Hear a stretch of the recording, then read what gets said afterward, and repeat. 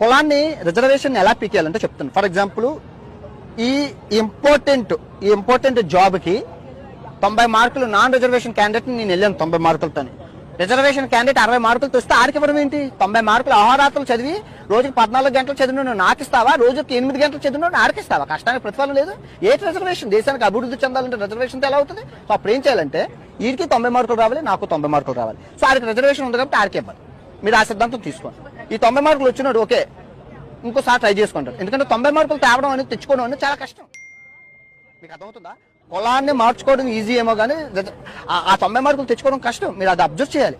So 90 మార్కులు ఇద్దరికి రావాలి, రిజర్వేషన్ క్యాండిడేట్కి ముందు ఇచ్చుకోవాలి. మీరు ఇచ్చుకోవాలి అనుకోండి. అంతేగాని 60 మార్కులు వచ్చినోడికి ఏం నాన్ వేషన్ అన్నా?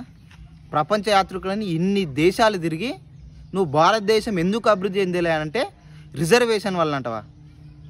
ముందు నీ తెలివికి నవ్వాలని ఏడవాలని నాకు అర్థం కావట్లేదు. రిజర్వేషన్ తీసేయాలంటారు కానీ కులం పోవాలని అనట్లేదు. నిన్ను సూటిగా 3 ప్రశ్నలు అడుగుతా.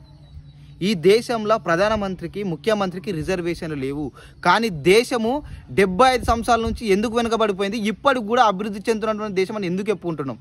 రెండోది, ఈ దేశంలో క్రికెట్ టీంలో కానీ ఏ టీంలో అయినా కూడా రిజర్వేషన్లు లేవు, కానీ వరల్డ్ కప్లు ఎందుకు కొట్టలేకపోతున్నాం?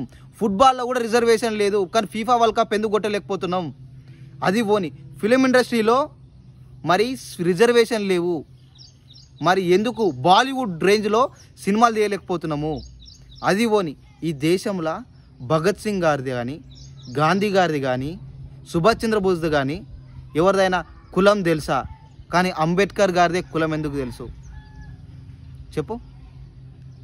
చివరిగా నీకోటి ఏం చెప్తున్నా అంటే ఈ రిజర్వేషన్ల మీద మాట్లాడు బంద్ చేసి నీకు చెప్పినా అర్థం చేసుకునేంత తెలుగు కూడా లేదని నేను అనుకుంటున్నా. అర్థమైందా? చిన్నగా లాస్ట్ ఎగ్జాంపుల్, నువ్వు వీడియోలు తీస్తాగా ప్రపంచ యాత్రికుడివి, iPhone 14 Pro Maxకి iPhone 5s తోని వీడియోలు తీయం. అర్థమైందా?